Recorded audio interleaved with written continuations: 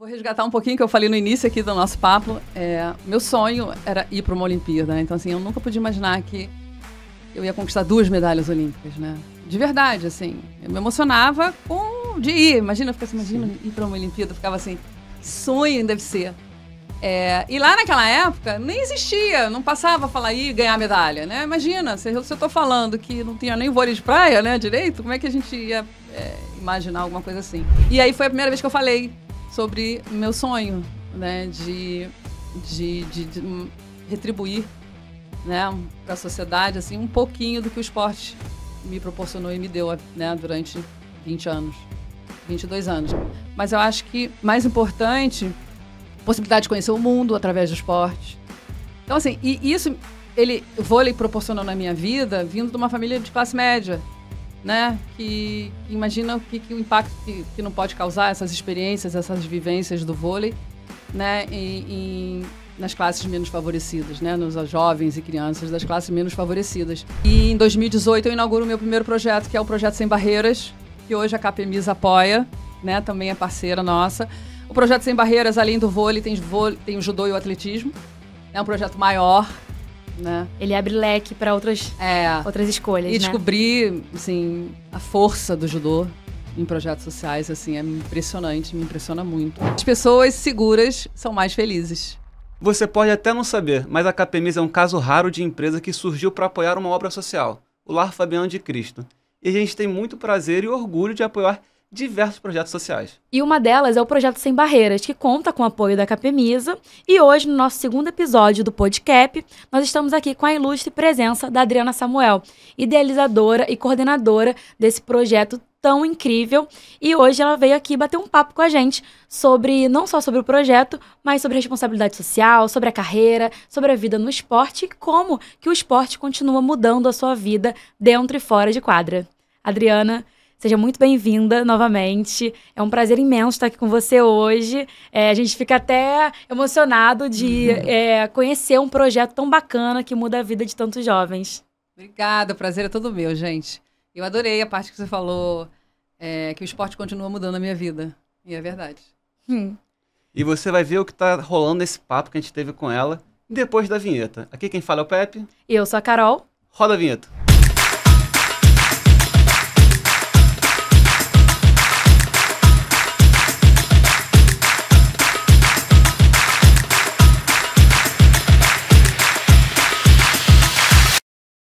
Adriana, seja muito bem-vinda. É um prazer ter você aqui com a gente. Um prazer a nossa parceria. E para começar, vamos começar do começo, né? Iniciar do início. Fala um pouco pra gente sobre o começo do vôlei na sua vida aos 9 anos. Bom, primeiro, obrigado pela oportunidade. Estou muito feliz de estar aqui também. É um prazer estar com você, Carol, Pepe. Prazer todo nosso. Bater um papo aqui gostoso com vocês. Então, minha carreira, né? O vôlei surgiu na minha vida, assim, muito cedo. Na verdade, eu sempre tive uma infância, assim, muito moleca, sabe? Eu sempre fui muito moleca. Então, eu sou a única mulher, né? São 3 filhos. E eu tenho 2 irmãos homens. Um mais velho, eu sou a do meio. E a gente sempre morou, assim, em lugares... Meu pai era militar, então a gente sempre morou em vilas militares, com muito espaço para correria, muito espaço para brincadeira, né? Fora de casa, coisa bem diferente da realidade hoje. E então era pique o dia inteiro, era bola. Então, assim, 4, 5, 6 anos, né, de idade. E eu jogava futebol com os meus irmãos, assim. Me lembro que eu era uma das primeiras a ser escolhida no Paro Ímpar, sabe? Então, assim, porque eu era a única, eu queria brincar, eu adorava estar fazendo alguma coisa. E não tinha muitas meninas, então bola também jogava. E sempre também acompanhei muito na TV, sabe? Sempre tive uma atração muito, assim, né? Me atraía ver a Olimpíada na TV. E eu me lembro que eu me emocionava, isso eu tô falando de, sei lá, 1984, vendo, assim, Olimpíada na televisão. O Brasil não era, né, tão forte, hoje o Brasil acho que subiu muito no quadro de medalhas. E ainda assim eu me emocionava, sabe, vendo um pódio olímpico, ouvindo o hino, né, de uma conquista de um time de vôlei americano. Aquilo me emocionava, aquela cena, assim. E eu me lembro que eu sonhava, o sonho, assim, da minha vida era um dia participar de uma Olimpíada, né? E aí o vôlei entra na minha vida nessa situação que eu falei, nesses ambientes de quadra de vila militar, que tinha quadra de vôlei. Na Praia Vermelha, quando eu morei ali na Urca, tinha um cantinho, tem um clube lá, um círculo militar da Praia Vermelha, ele cheio de quadras de vôlei. Então foi ali que eu comecei. Na verdade, comecei um pouco antes ainda na Vila, em Deodoro, na Vila Militar. E depois, já na Praia Vermelha, estava com 11 anos, sabe? Já 11, 12 anos. E aí jogando também o vôlei, curiosamente, naquela época, só com meninos. Poucas meninas jogavam. Então, que assim, interessante. nem o vôlei, poucas meninas jogavam. E ali foi na quadra, assim, acho que efetivamente, né, eu posso dizer que o vôlei entrou de forma mais, assim, definitiva, não profissional ainda, nessa época, com 12 para 13 anos. Tinha muitos meninos, poucas meninas, e ali a gente, assim, depois de um tempo, formou-se um time, tinha uma escolinha. Eu brincava de direto e ficava para a escolinha, que era tipo no final do dia. No próprio clube. No clube, uma escolinha de vôlei. E aí eu entrei para a escolinha e teve um dia que a gente marcou, o nosso professor, na época, ele marcou um amistoso, um jogo amistoso contra o Mirim do Botafogo. Né, a categoria Mirim do Botafogo, que era a nossa idade, 13 anos, 12, 13 anos. E a gente fez esse amistoso, o time do Botafogo foi jogar lá na Urca com a gente, lá na Praia Vermelha. A gente fez esse amistoso e a gente ganhou. A escolinha ganhou de um clube que, né, já era federado, já tinha... Sim. E ali o técnico do Botafogo me chamou para ir pro Botafogo. Foi assim que eu comecei. Ah, incrível. Aí comecei o vôlei de quadra, né? Comecei no Sim. vôlei de quadra, fiz uma carreira de 10 anos no vôlei de quadra e comecei no Botafogo. Bacana. E como foi essa migração das quadras para a praia? Porque você é conhecida mundialmente pelo vôlei de praia. Sim, é verdade, assim. Porque, na verdade, as conquistas mais relevantes que eu tive, né, foram no vôlei de praia. Foi um processo super natural, né? Eu fiz a minha carreira depois desse início no Botafogo, eu fiz a minha carreira profissional na quadra. Tive a sorte de pegar uma geração que se tornou, que começou a vivenciar a questão das empresas investindo no esporte. Né? Foi essa migração do vôlei ali amador ainda para um vôlei profissional, anos 80, 80 e poucos. Então, fiz a minha carreira, né? Tive a sorte ali de participar de grandes times. A gente foi campeã brasileira algumas vezes e participei também de seleção brasileira na quadra, né? Fui campeonato mundial, seleção adulta, né? Participei de seleção juvenil e tal, e depois a seleção adulta. E fui a campeonato mundial na seleção brasileira, minha última competição no vôlei de quadra foi em 91, vou esquecer nunca, um Pan-Americano em Havana, em Cuba, Jogos Pan-Americanos. O Brasil ficou com a medalha de prata. E só não fui numa Olimpíada na quadra. Eu fui cortada às vésperas dos Jogos Olímpicos de Seul, que foi em 1988. Né? E quem me cortou, na época, o treinador, era o marido da Mônica Rodrigues, que depois de alguns anos, né, se tornou a minha parceira no vôlei de praia. E ele era o técnico da seleção brasileira, eu fui cortada, o Jorjão. Mas eu mal podia esperar o que o futuro me reservava, né? O que estava reservado para mim. E aí, em 91, como eu falei, a gente volta dos Jogos Pan-Americanos, né? E o clube aqui no Rio, nosso clube, a gente perdeu o patrocínio do time. E então, eu me lembro que a gente fez uma campanha de camisadas, aí fizemos as camisas, todo mundo usava, tipo, patrocínio, apoia um time no Rio. Você vê que a dificuldade de patrocínio desde sempre. Desde sempre, né? Não tem jeito. E aí, nesse momento, eu recebi um convite para ir para São Paulo, para jogar no Pão de Açúcar, mas eu não queria sair do Rio. A Mônica jogava comigo na Rio Forte, na quadra. Ela falou, Adri, vamos começar a bater uma bola na praia para a gente não perder a forma física. O objetivo era esse, não existia um cenário de vôlei de praia. Aproveitando o nosso cenário carioca. Exatamente, e ela gostava, né? Ela Sim. jogava na quadra, mas ela é aquela que a gente chama de rata de praia. Aham. Então, todo final de semana, a Mônica estava jogando vôlei de praia. Eu não. Nunca tinha pisado na areia para jogar vôlei. E difícil o desafio, outra história, né? E como nunca ter pisado numa areia? Não, areia pra praia eu ia, né? Não, mas Mas jogar não, jogando vôlei, você nunca tinha foi pisado. foi dificílimo. E como foi sua cabeça quando você subiu no pódio, Exato. sendo as primeiras mulheres a ganhar medalhas nas Olimpíadas, no Brasil? Primeira brasileira, primeiras atletas, né, do Brasil. É muita representatividade, né? Muito. Não, toda vez que eu volto a falar nisso, depois desse tempo todo que... E eu fui só entendendo a dimensão, assim, a grandiosidade do feito com o tempo. Engraçado isso, com distanciamento, porque sabe? hoje em dia, essa questão da representatividade está muito em alta, né? A gente fala muito sobre essa questão. Então, talvez, naquele momento em que esse assunto não era tão debatido, você não tivesse dimensão da importância disso para outras mulheres, outras meninas que viriam, né, após. A gente, na verdade, no dia, no momento, né, no calor da emoção, a gente não tinha a menor ideia do que isso ia representar no futuro, ou do que representava ali, né? Uhum. Mas o fato é que quando você...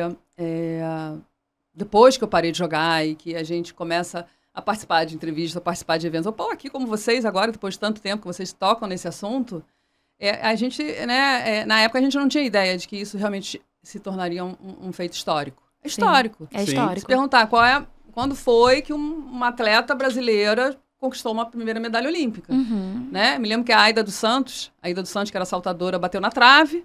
Ela foi 4º lugar numa Olimpíada antes da gente. E Maria Esther Bueno, enfim, também não teve uma medalha olímpica. E a gente que, em 96, lá em Atlanta, a gente conquista. E aí, quando você pergunta isso, como foi, né? Quando a gente está em 91, 92, pisando na areia pela primeira vez, se adaptando, que é outro jogo. Totalmente, claro, né? Todo mundo acha que é muito fácil essa transição, e não é. A areia exige muito, né? É outro jogo, outro conceito. Você tá num piso que é uma areia, tem o sol, né? Tem vento. Outro jogo, você só leva os fundamentos do vôlei. O toque, a manchete, o saque. Acabou. O resto você tem que aprender. É um jogo que te demanda muito emocionalmente, psicologicamente, porque não tem reserva, você não tem substituto, você tá mal, se vira. Na quadra, se você não tá jogando bem, o treinador tira, você vai respirar um pouco, né? E depois volta. Verdade. E até se recompõe e volta bem. Então, assim, foi desafiador. E se a gente analisar isso que eu tô, né, falando, esse início aconteceu em 92. Em 93, eu e a Mônica, a gente conquista a primeira medalha em um campeonato mundial, vôlei de praia. Que no cenário feminino do vôlei de praia aqui no Brasil estava no início do início. Assim, não existia nem estrutura, não existia competição. Sim. Já tinha masculino, o feminino ainda estava, assim, como você vê a história, né? A gente sempre um passo atrás e vindo ali. E aí a gente treinava, a gente montando a rede, a gente correndo atrás da bola, a gente se treinava, a gente sacava para ela, aí pega a bola toda. Isso é desgastante no Maria, que vocês não fazem ideia. No Rio de Janeiro, com o sol. Aí, bom, agora a Mônica saca para mim. Aí até um dia que a gente falou assim, cara, vamos contratar o preparador físico. E a gente começou a investir na nossa dupla, a investir em ter uma estrutura profissional. Foi o início do início. Não só a minha dupla com a Mônica, né? A Jaqueline e a Sandra, que foram jogar nos Estados Unidos e preparar lá, que já tinha uma estrutura. Sim. E as outras meninas todas que participaram desse início do vôlei de praia aqui no Brasil. E a gente olhar para esse momento, 92, e ver que em 96, 4 anos depois, o vôlei de praia vira um esporte olímpico, porque ele não era. 96 também ainda tem tudo isso de inédito. Primeira medalha olímpica de uma mulher brasileira, primeira vez da modalidade nos Jogos Olímpicos, né? Não tinha vôlei de praia ainda em Olimpíada. Então, assim, foi uma ascensão meteórica da modalidade, né? E eu tenho muito orgulho de fazer parte, de ter feito parte dessa geração, que dessa maneira que eu acabei de contar aqui, né? Catando a bola, treinando, montando a rede. Aí a gente viu o vôlei crescer, né? A gente viu que, obviamente, o resultado, o sucesso, né? Os nossos resultados ajudaram também a fazer com que o vôlei de praia crescesse da maneira que cresceu. Se tornou esporte olímpico em 96, né? E o Brasil sempre com 2 duplas no pódio. Então, assim, muito bacana. A minha geração inteira, a gente, né, só tem 3 vagas no pódio, sempre tinham 2 duplas femininas do Brasil no pódio. Isso é muito incrível. Hoje é muito fácil. Você tem uma filha, tem um filho que você que vire para você e fala, pô, vou fazer vôlei na praia. Maravilha, né? Tem lá um esporte estruturado, tem vários campeonatos no Brasil, tem campeonato mundial, né? É um esporte conhecido, que tem uma estrutura, um calendário de competições, não tinha nada. Então, assim, né, assim, a gente nunca podia imaginar que a gente estava construindo, né, história e que o vôlei de praia tenha se, né, tornado um esporte fortíssimo no Brasil e um peso gigantesco no quadro olímpico, né? Se a gente considerar que são 2 duplas femininas e 2 masculinas, né? Então são 4 chances de medalha.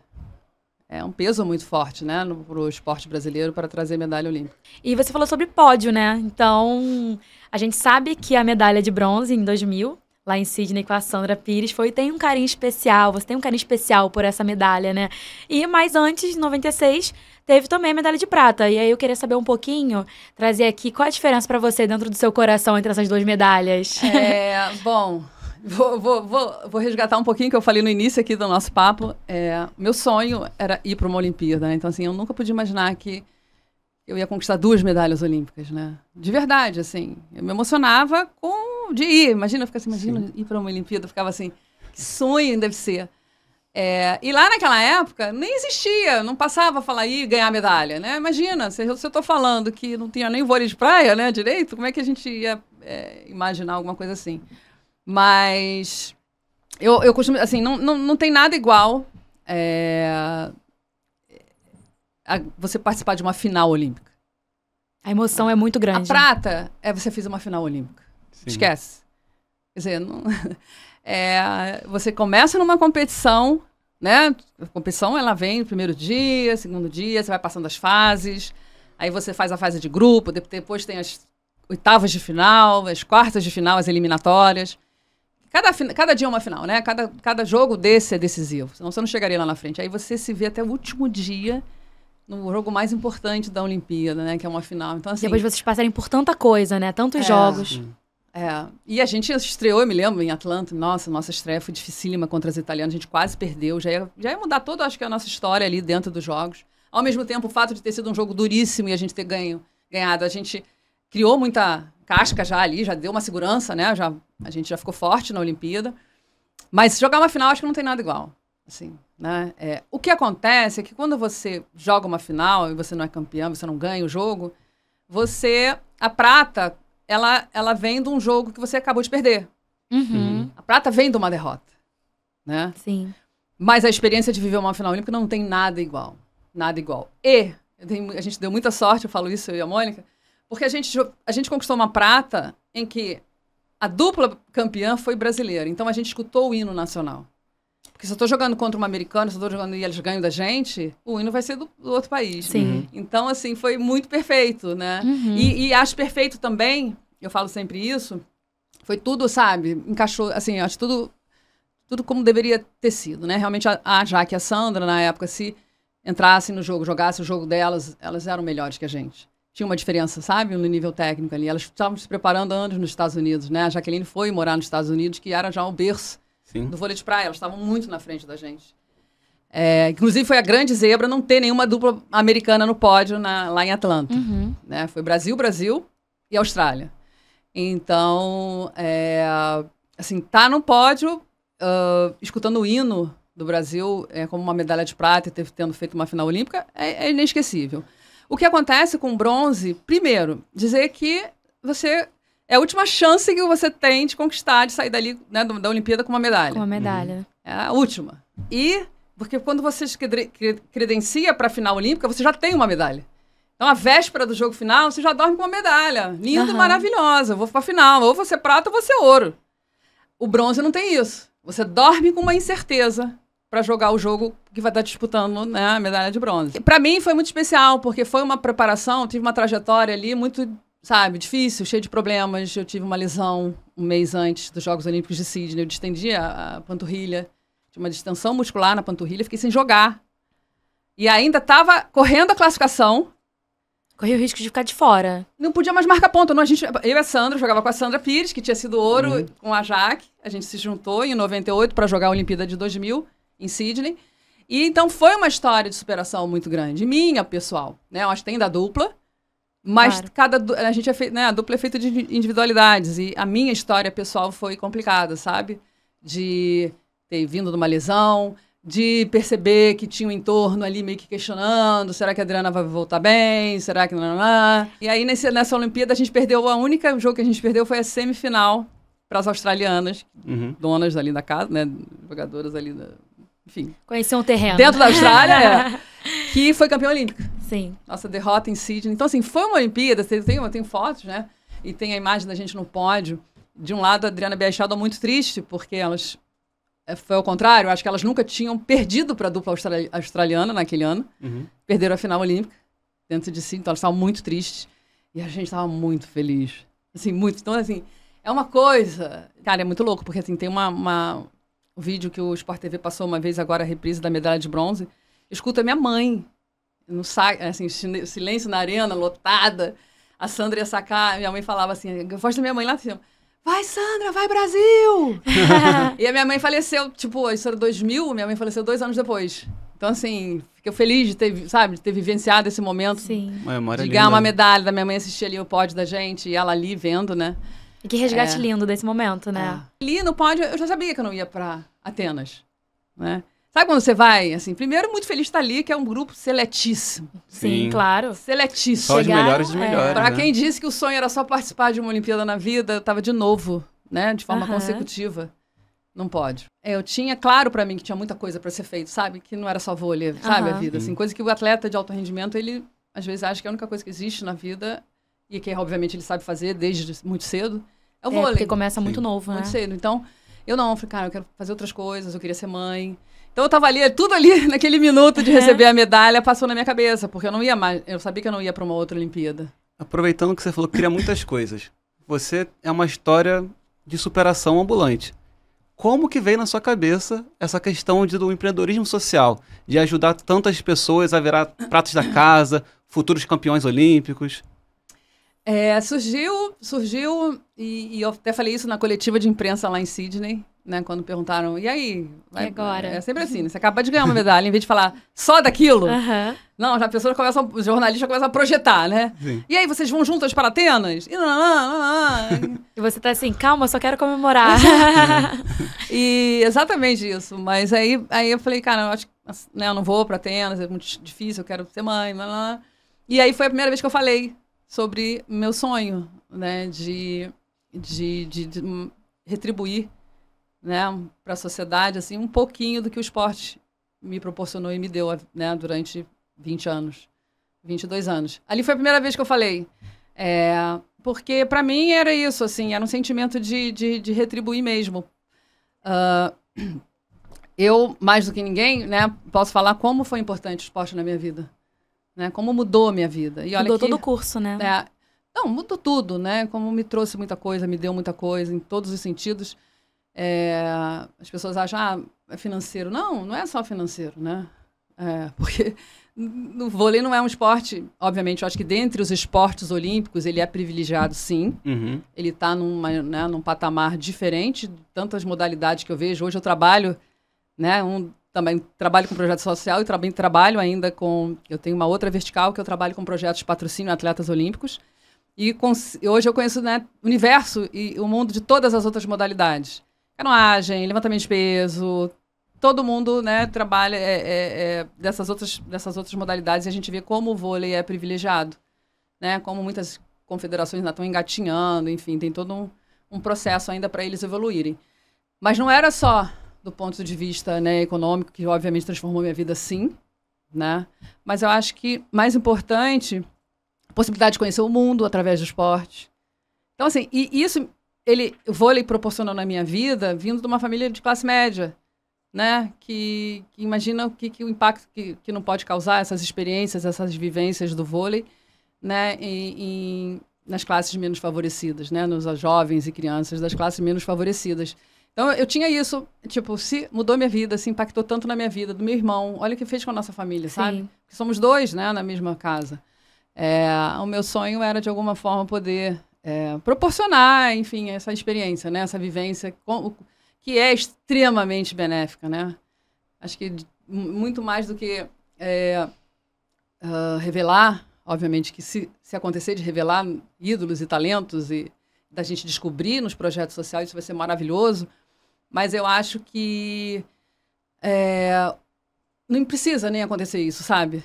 É uma mudança no dia a dia, né, Adriana? Adriana? A vida, exato, é a vida, é sentir, né, essa sensação de pertencer, de fazer parte, né, eles se sentem acolhidos, é o que eu falo sempre, né, orientados, e é isso. Então, eu acho que eu tinha isso em mente, eu tinha essa sensação de querer, de alguma forma... Eu era muito grata e agradecida por tudo que o esporte me deu.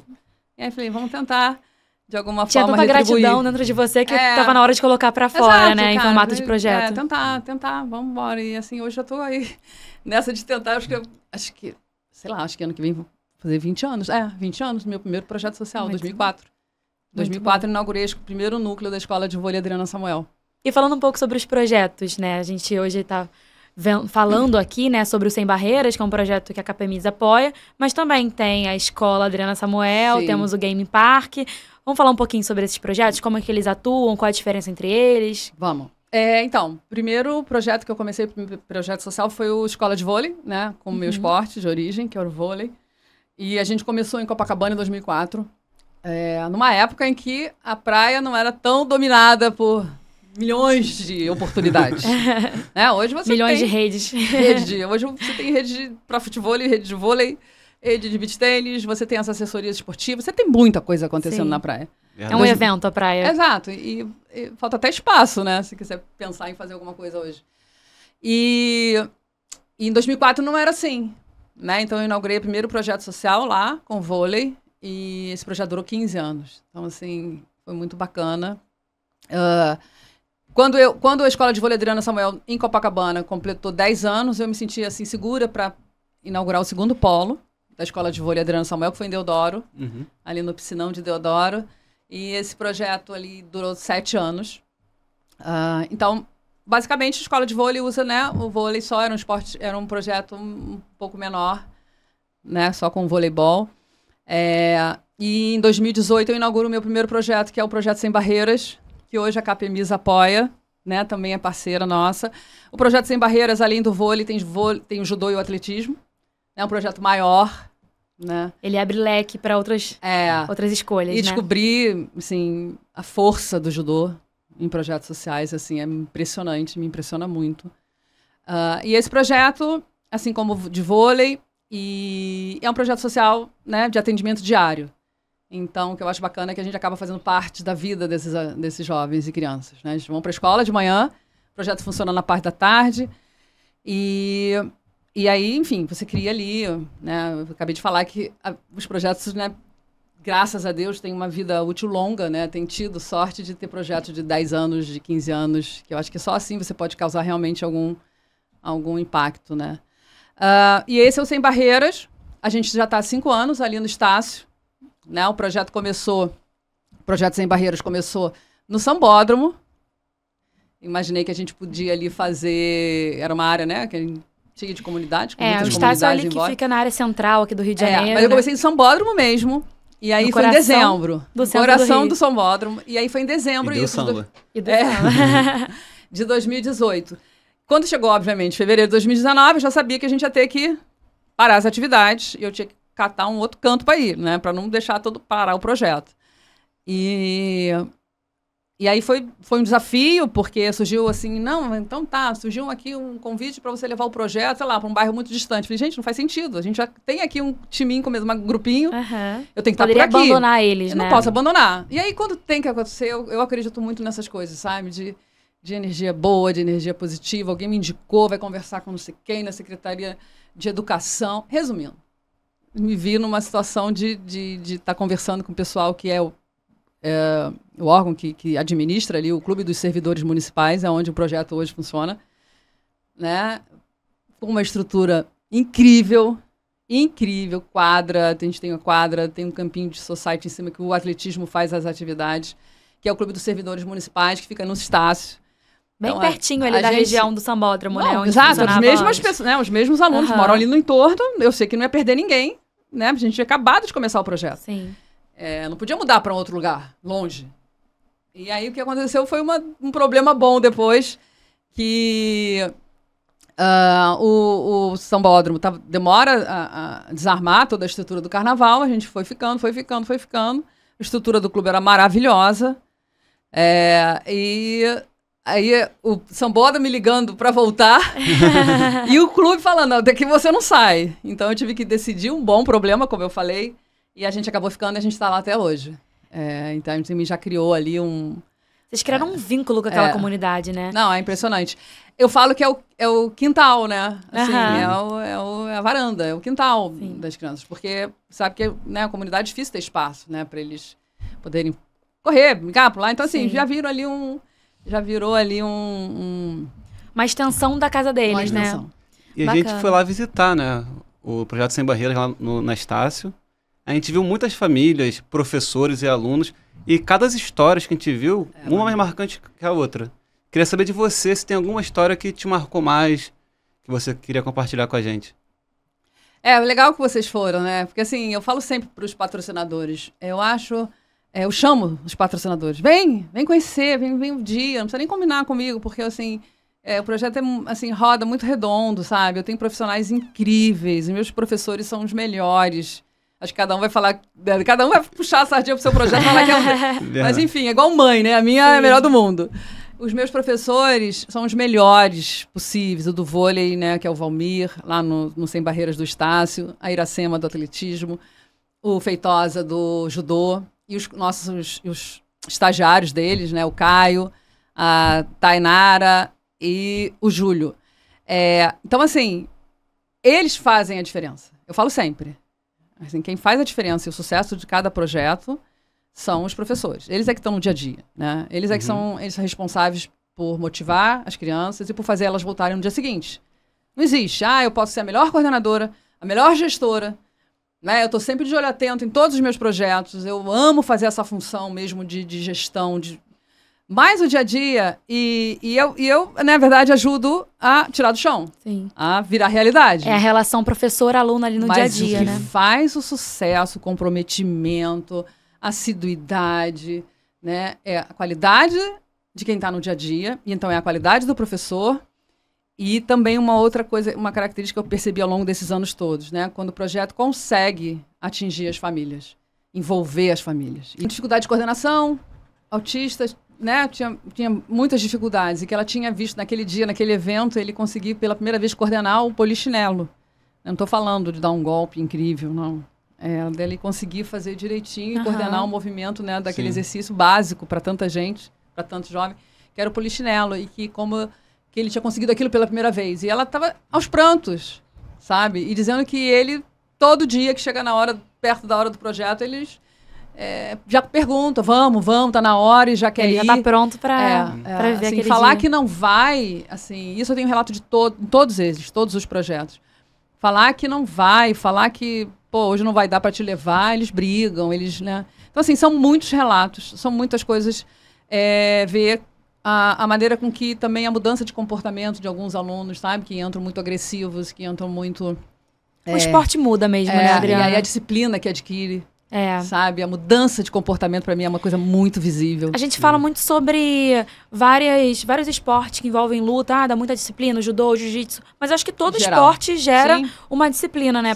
Principalmente para as crianças, que eles estão começando ali a entender sobre rotina, sobre responsabilidade, né? Então, acho que todo esporte gera isso nas crianças, isso é muito bacana. Não, é espetacular. E essa responsabilidade de saber, a gente tá na hora de ir pro meu compromisso. Isso aí não é toda criança que tem. Elas falam que, assim, agora eu inaugurei um projeto em Vitória recentemente, já tenho relatos da mãe falar, não quer pode faltar qualquer coisa, não quer ir na escola, mas, mãe, hoje tem um projeto, mãe, eu quero ir, e tal, não sei o quê. Então, assim, com certeza eu não vou conseguir falar aqui metade dos momentos que a gente já viveu, não só no Sem Barreiras do Estácio, mas nos outros projetos, mas são inúmeros. Então, assim... Desde, por exemplo, meninos que saíram do nosso projeto estão jogando hoje no Fluminense e levam uma medalha lá de um campeonato, sabe, pra gente ver. E o professor de vôlei se emociona, assim, meu filho, porque começou lá. A gente tem isso no final do ano passado, esse menino tá jogando no Fluminense, começou com a gente, descobriu no Sambódromo mesmo. Lá no começo do começo. E aí hoje ele tá jogando no Fluminense. E é bacana eles trazerem esse retorno pra vocês também, né? Maravilhoso. Então, assim, se você for pensar que para esse menino, né? Porque, assim, ele vai jogar a Taça Paraná, que é a principal competição brasileira da idade. Né? Então, assim, precisa ser... Só vai servir, ou só vai ser interessante, ou vai ser bom se virar um giba, um tandy? Óbvio que não. Né? O que ele já está vivendo na vida dele, de abrir né, a janela de novas sonhos, possibilidades. De possibilidades, de pegar um avião e jogar a Taça Paraná. Olha isso, olha o que você abriu de mundo, né? De visão de mundo que não existia. Não existe para essas crianças e jovens. Isso é muita essa questão da responsabilidade social, né? A responsabilidade social é um dos valores da Capemisa, né? A gente fala muito sobre isso na nossa empresa, então... Tá no DNA da Capemisa, tá no nosso DNA, Afinal, foi assim que começou, né? O motivo... Sim, exatamente. Então, assim, você vê um projeto tão bacana, com tanta responsabilidade social, com esse seu olhar, né, de saber que você está mudando ali um pouquinho na vida de cada um, e, né, ter essa percepção de que tudo bem se eles não virarem super atletas olímpicos, mas que se eu conseguir fazer essa transformação no dia a dia deles, já vai estar valendo, né? O que eles aprendem ali, né, é pra vida. É pra vida Então, assim, inteira. você pode não formar um grande ídolo do esporte, mas está formando cidadãos, né? Com certeza. Porque o esporte, ele é maravilhoso. Não tenho dúvida que hoje, a função que eu exerço, né, de empreendedora, eu tenho muita coisa que eu trago comigo do esporte. Com Né? certeza. Claro. Disciplina, resiliência. Foco. É foco, é não desistir, é não desanimar. Né? A gente vai perder, vai levantar a cabeça. Eu acho que mais importante do que a derrota faz parte. Né? Eu acho que mais importante, a grande lição, é saber levantar. É levantar Sim. e seguir em frente. Então, assim, é tanta coisa boa, né, que o esporte traz e eles vivenciam, e não é numa sala de aula sentado, né? Sim. E esse tipo de valor, ele é passado no dia a dia, no jogo. Com Quando certeza. ele acha que ele pode sacar a hora que ele quiser, e ele tem que respeitar a fila. Então, são nos mínimos detalhes e situações do jogo de vôlei ou da luta de judô que isso vai aprendendo, né? Que vai fazendo com que ele vai ganhando experiência e vivência. E São vai... microações, Isso né? fica. Isso fica. E vai levar para a vida. Vai levar Sim. para a carreira que escolher, para a atividade que vier no futuro. Você poderia falar um pouquinho mais do Game Park? Com certeza. O projeto Game Park é a minha, costumo dizer, mais nova iniciativa, né? Diferente de tudo que eu venho fazendo ao longo desses anos todos. É um projeto social, exatamente como os outros, e que ao invés da gente trabalhar com esportes convencionais, como vôlei, judô e atletismo, a gente embarcou nesse momento aí, que é uma febre mundial dos games, dos jogos eletrônicos. Então é um projeto super inovador, que utiliza o mobile, o celular, como a ferramenta, como a bola de vôlei, ou como o kimono do judô. No caso do Gaming Park, é o celular. E aí a gente tem uma estrutura, né, bem incrível, com monitores, professores, para capacitar jovens porque assim, não há como negar, né, que já é uma realidade na vida de todo mundo, de todos os jovens.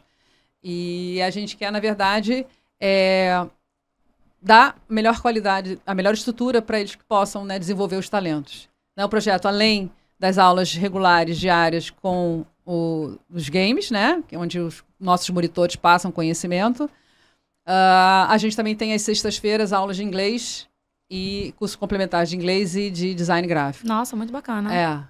Que é a linguagem, né, dos Sim. games, inglês, e a gente tem isso. E agora no Sem Barreiras, que a Capemisa apoia, né, junto com o Itaú, a gente contratou o Paulo.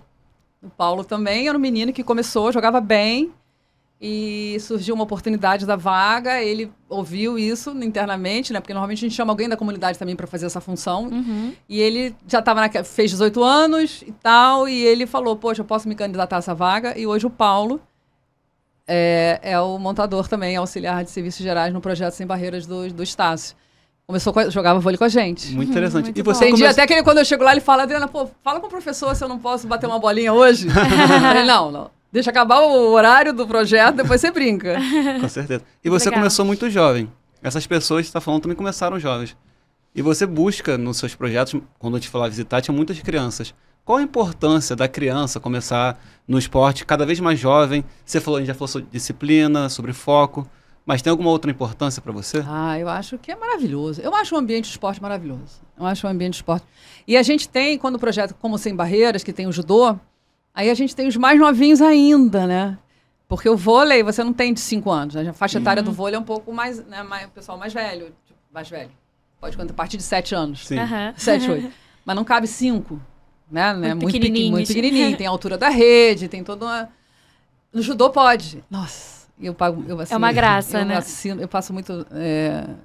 assim, eu sou babo pelos pequenininhos, mas eu babo de uma tal maneira, com a roupinha, com o judô, com o kimono. Nada mais fofo que E aquele aí o pessoal- kimonozinho mini, né?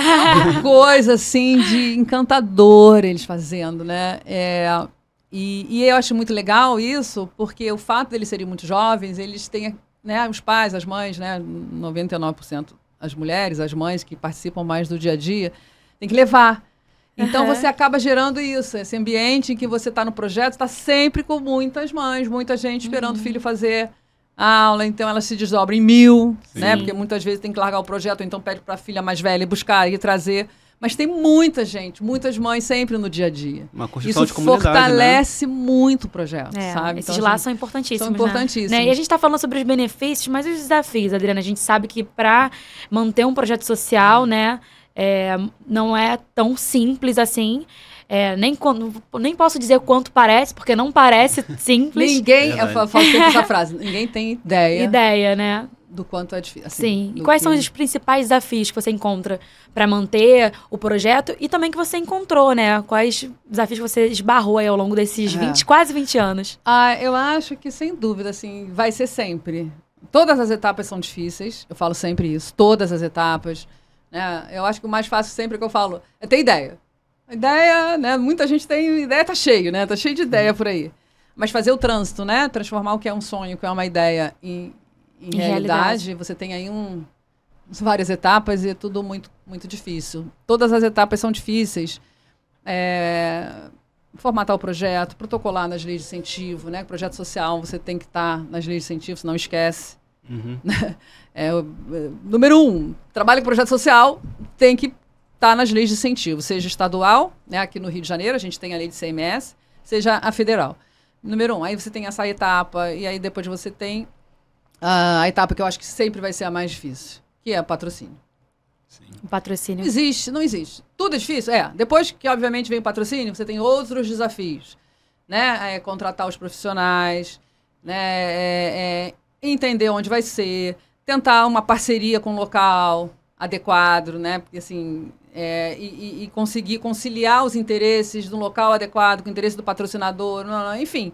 É tudo muito complexo, tudo muito difícil. Mas, sem dúvida alguma, acho que o patrocínio é a parte mais difícil. Sempre vai ser. Sempre vai ser. E eu acho que eu falo de um lugar, tenho certeza, sabe? Extremamente privilegiado.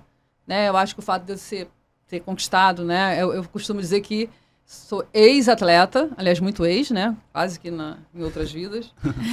Mas medalhista olímpica não existe ex. É verdade. A medalha é pra vida. E, obviamente, isso me abre muitas portas. E olha quanto tempo tem que essa conquista aconteceu e como é tão simbólico e forte. Então, assim, sei que sou, né, privilegiada por conta de conseguir ter a oportunidade, pelo menos, de apresentar meus projetos, né? Então, imagina as pessoas que não têm nem essa condição, essa oportunidade, a dificuldade que é de chegar numa empresa, a dificuldade... Muitas portas para serem abertas, né, Adriana? É muito difícil tudo. E mesmo nessa condição de pelo menos conseguir chegar e mostrar e apresentar o meu trabalho para os patrocinadores, o projeto que a gente quer patrocínio e tal, eu acho que essa etapa eu consigo com mais facilidade e eu sou muito grata a isso. Mas daí a virar realidade, daí a patrocínio sair, eu falo sempre, só dá como certo quando assina. Falando de apoio, das facilidades, queria entender como que esse apoio da Capemisa ajuda o Projeto Sem Barreiras. Nossa, Capemisa, você não tem ideia como vocês ajudam. Vocês ajudam muito, muito. É aquilo que eu estava falando, né? O patrocínio é fundamental, né? O sonho fica só no sonho, né? Fica só no imaginário. Então, o apoio da Capemisa ao Projeto Sem Barreiras, ele veio no momento, o projeto já existia, né? Já tinha começado. Então, a importância do apoio no sentido da gente dar continuidade. Né? Porque também, assim, eu falo sempre, mais difícil do que tirar do chão é ter uma vida longa, né? Dar vida longa aos projetos. Tudo é difícil. Sim. Mas a Capemisa entrou no momento em que a gente ainda precisa, inclusive, finalizar a parte da captação desse projeto para o quinto ano, ou quinto ano do Projeto Sem Barreiras. E ela entrou no momento que justamente veio... Né, dar essa força para a gente na continuidade dos projetos, que é tão importante quanto o momento de você começar um projeto. Então, assim, eu tenho muito a agradecer e eu acho que uma empresa que tenha consciência social, né? Acho que isso está no DNA da empresa e eu acho que tem porque entende, né, o impacto. A gente sabe a importância. A importância e o impacto, né, de um projeto como esse, porque, inclusive, vocês já estiveram lá. Uhum. E viram com os próprios olhos, que é a minha grande briga, o quanto realmente apoiar projetos sociais, né, nessas áreas que totalmente carentes de oportunidades transformam a vida de tantos jovens. Eu acho que essa certeza a Capemisa tem. E a gente só tem a agradecer, né, que tomara que a gente tenha uma parceria aí por muitos anos. Com certeza. Tomara. Tomara. Dedos cruzados. E como que eu faço se eu quisesse me inscrever no projeto, tivesse alguma família para indicar? Como que a pessoa faz para se inscrever no Sem Barreiras? Normalmente a gente tá sempre com fila de espera. Bom problema também, né? A gente tá... O projeto pelo descritivo, né? Pelo objetivo do projeto, que é ter 150 alunos, a gente tem sempre muito mais, 180, 200 frequentando. Então tem uma fila de espera. E as coisas acontecem normalmente. Ou as pessoas vão ao Clube dos Servidores Municipais, quem mora ali nas Redondezas, né? Na comunidade de São Carlos e todo aquele complexo ali de comunidades. E vão direto ao Clube dos Servidores Municipais, que fica na rua Ulisses Guimarães, sem número, que é um clube dos servidores municipais. Do ladinho do metrô da Estácio, né? Do lado do metrô do Estácio. Facilitador. E aí pode ir na parte da tarde, né? De terça a sexta. E a gente, a partir das 3h30, falar direto com os professores, né? Se é vôlei, falar direto com o professor do vôlei, se é o judô, do judô. Você pode falar, deixar o nome. E a gente pode conhecer um pouquinho ele exatamente, pode eventualmente fazer uma aula experimental, o aluno, o filho. Mostra o quanto que a comunidade acredita no projeto, né? Sim. Porque para ter uma fila é porque realmente as pessoas estão vendo a diferença sendo feita na vida de tantas crianças e olhando e falando, eu quero que meu filho faça parte disso. Então isso é muito bacana. A gente nem precisa divulgar o projeto mais. Sim. É o boca a boca. O projeto, é isso que eu falo, né? A coisa já vai... O melhor marketing, né, Adriana? Sim. É o boca a boca. Boca a boca. Já vai por si só, sabe? As pessoas já sabem. E outra coisa que é legal também, né? Porque tem horário ali, o horário da parte da tarde. Então, quem passa ali pelaquela área ali da praça do metrô, do Estácio, a gente já começa a ver, né? Os alunos com a blusa, com a camiseta. Então, assim, já identifica, né? Você vê perto do horário de começar as aulas, já tem... Sabe, ali no espaço, ali no entorno, já tem muita gente, muitos alunos. Realmente ocupando espaços, né? E acaba virando ali, né, objeto de desejo mesmo, fazer parte. Quando eu te falar, as mães falaram que não tinham nada, né, ali na região, seus filhos ficavam desocupados, e agora tem uma ocupação legal para eles, né? É verdade. É Muito verdade, bom. ali é um sucesso. Então, Adriana, aproveitando que você é uma jogadora de vôlei, a gente resolveu criar um quadro aqui no nosso programa, que vai ser jogando palavras. A gente vai falar palavras para você e você vai dizer a primeira coisa que vem na sua cabeça. Combinado? Show! Então a primeira palavra é vôlei. Minha vida. Atlanta. Não sei nem o que dizer. Momento mais importante da minha carreira profissional de atleta de vôlei. Sidney. Inesquecível. Segundo momento, empatado. Uma experiência indescritível, assim, inesquecível. Empreendedorismo social. Amo de paixão. Minha vida também hoje, né? Tenho 2 carreiras, a primeira e a segunda é minha vida. Eu acho que a gente acha que vai proporcionar ou vai dar, e no final a gente recebe muito mais do que dá e aprende mais do que ensina. Inclusão. Eu acho que é necessário, né? Muito importante para o nosso país, especialmente, né? Que tem uma desigualdade social absurda, né? E o pouco, eu acho que o pouco que cada um puder fazer, né? Já vai ser muito. Esporte. É igual o vôlei, né?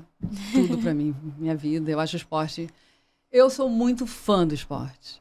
Acho que... E aí, não tô falando de esporte só competitivo, não, né? Uhum. Esporte e atividade física. Sim. Acho que é necessário para todo mundo. Capemisa. Capemisa. As pessoas seguras são mais felizes. E obrigado por tudo, pela parceria, pela confiança. Sonho. Que o nosso país tivesse reduzido essa desigualdade de oportunidades, principalmente. Sabe, eu acho muito triste, assim, as pessoas não terem as mesmas oportunidades. É aí que vai acontecer na vida de cada um, aonde eles vão conseguir chegar, é outra história. Porque aí envolve quem tem mais objetivo, quem tem mais, né, garra, quem é aquela pessoa incansável. Mas se você não tem na largada as mesmas oportunidades, vai ser sempre muito mais difícil, né? Eu acho que esse é um sonho. Para terminar, futuro.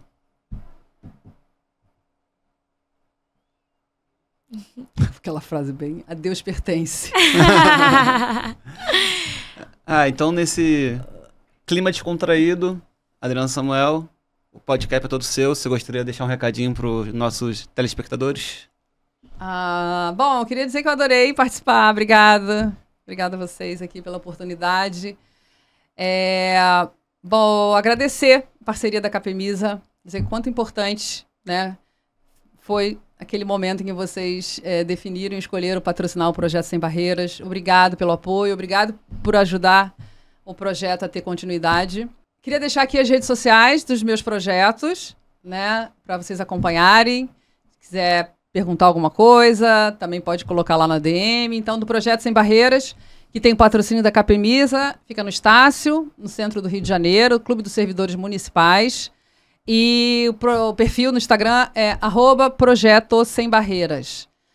Queria deixar também aqui o perfil da Escola de Vôlei Adriana Samuel, que também é exatamente esse, @Escola de Vôlei Adriana Samuel no Instagram. Hoje a Escola de Vôlei Adriana Samuel acontece em Niterói, na comunidade do Caramujo. E, por fim, deixar o @ do projeto social com jogos eletrônicos, que é o projeto Gaming Park, que acontece na Rocinha, @Gaming Park. É isso. Obrigada, Adriana. Obrigada pela sua participação. Sempre uma honra estar com você. Uma honra pra gente estar aqui com uma ex-atleta olímpica, mais uma eterna medalhista olímpica. Obrigada, gente. Obrigada. Foi ótimo, foi ótimo. Me convidem daqui a um ano. Com certeza. E nós vamos lá fazer mais uma visitinha no Sem Barreiras, com né? Certeza. Com serão toda super bem-vindos. certeza. Já tô com saudade. É verdade, é verdade. Obrigada, gente. Foi um prazer também. Nada. Obrigada. E para você não se perder, a gente vai deixar aqui na descrição todos os links que você precisa saber dos projetos da Adriana para você conhecer. E se você quiser não se perder mais ainda, segue a gente nas redes sociais para não ficar por fora de nada do que a gente faz.